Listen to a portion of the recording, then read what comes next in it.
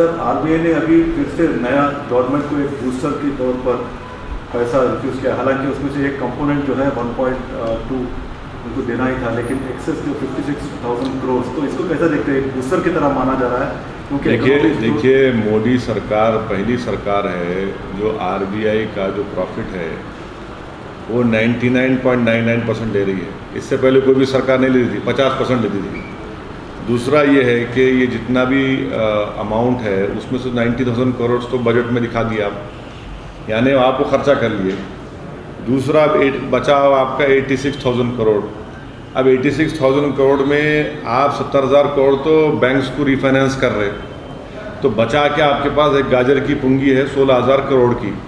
अब 16,000 करोड़ की इतना बड़ा हमारा जो देश है, आप उसमें क्या क्या करेंगे भाई? अगर आपको वाकई में कुछ करना है तो आप बताइए, आप एक 4 लाख करोड़ का इंफ्रास्ट्रक्चर फंड क्रिएट करिए। और हमारे मुल्क में डिसऑर्गेनाइज्ड सेक्टर में बहुत प्रॉब्लम है।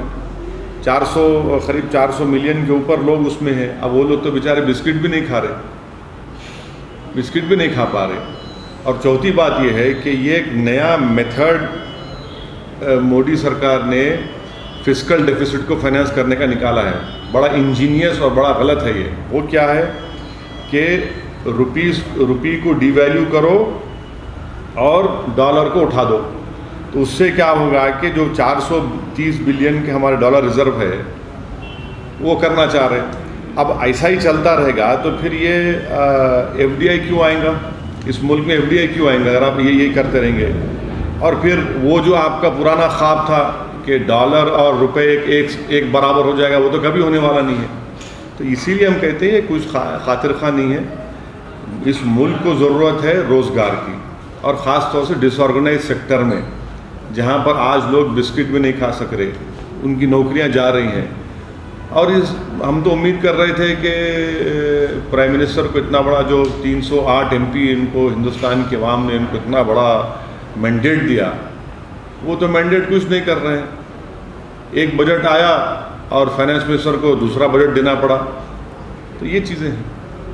Sir, a senior RSS leader Krishna Gopal has claimed that the practice of untouchability came after the advent of Islam. Well, you see, it is very easy for all these Johnnies who have no sense of history to keep on saying and make all these false allegations. And I don't want to create more controversy, but I will tell him to please go and read Manusmriti, and then tell who's responsible, who's not responsible. Sir, आपने रोजगार वाले मामले पे बात की, तो आपको लगता है कि सर सरकार जो है वो ज़्यादा रोजगार वाले मामले पे बात नहीं करती है, कोशिश करती है कि बात अलग मुद्दों पे हो जाए?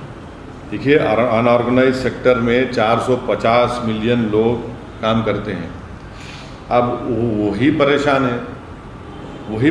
है और आपके इतनी बड़ी हमारी इकॉनमी है, अगर उसी में ही है, अगर कोई बिस्किट बनाने वाली कंपनी कह रही है कि हम परेशान हैं, ऑटो इंडस्ट्री में लोग जा रहे हैं, और फिर आपके मारुति ने अभी कहा कि वो जितने कॉन्ट्रैक्ट लेबर हैं 10,000 उनको निकालने वाले हैं, तो यकीनन ये बहुत बड़ा एक बहुत बड़ी मुश्किल का वक्त आ चुका है। और मगर सरकार के पास क्या है कि अगर आप नौकरी की बात करेंगे, अगर आप रोज़गार की बात करेंगे, इकोनॉमी की बात करेंगे, तो बोलेंगे गाय पे ला लो, इस हिंदू मुसलमान कर दो, एक ओवैसी का भड़काऊ भाषण पुराना दिखा दो। तो भाई, मेरे भड़काऊ भाषण से तो किसी का पेट भरने वाला नहीं है। पेट भरने का काम मिस्टर मोदी का है, नौकरी दिलाने का काम मिस्टर मोदी का है, और मेरा काम उनसे पूछना है, उनको बताना है, उनको आईना दिखाना है, और वो नाकाम साबित हो रहे अभी तक। सर, साध्वी प्रज्ञा ठाकुर ने बोला है कि जो बीजेपी के लीडर्स की डेथ हो रही है वो काला जादू की वजह से। देखिए, ये अब मैं क्या बोलूँ, बीजेपी के लोगों को सोचना चाहिए कि आपके बड़े बड़े लीडर्स इस दुनिया को छोड़ के चले गए, उनके ख़ानदान पे क्या गुजर रही होगी जब इस तरह की वाहियात बात कोई करती है। तो बीजेपी को सोचना चाहिए कि भाई, आपके लीडर इस दुनिया से जा रहे हैं और कोई इस तरह की बात कर रहा है। अरे क्या बात कर रहे हैं? साइंटिफिक टेम्परामेंट डायरेक्टिव प्रिंसिपल का हिस्सा है। और आप बोल रहे हैं कि दुनिया कहाँ जा रही है। सारी दुनिया जानती है कि ये जो बीजेपी के इतने बड़े बड़े लीडर्स हो गए हैं जिन्होंने इस देश के लिए अपना अपना काम भी किया है, अगर वो दुनिया से जाते हैं उसके मेडिकल रीजंस हैं, तो ये अगर इस तरह की बात करती है तो फिर ये तो बीजेपी को सोचना चाहिए। हम क्या बोलेंगे, हम क्या बोल सकते हैं। ये यानी इतना ही ये तो बहुत ही गलत किस्म की लैंग्वेज इस्तेमाल कर रहे हैं। और वो भी बीजेपी के फंक्शन में कह रहे हैं, जो शोक मनाने का फंक्शन मनाया गया तो उसमें ये मैडम एक बात कह रही हैं, तो शायद यही इनका टेम्परामेंट है।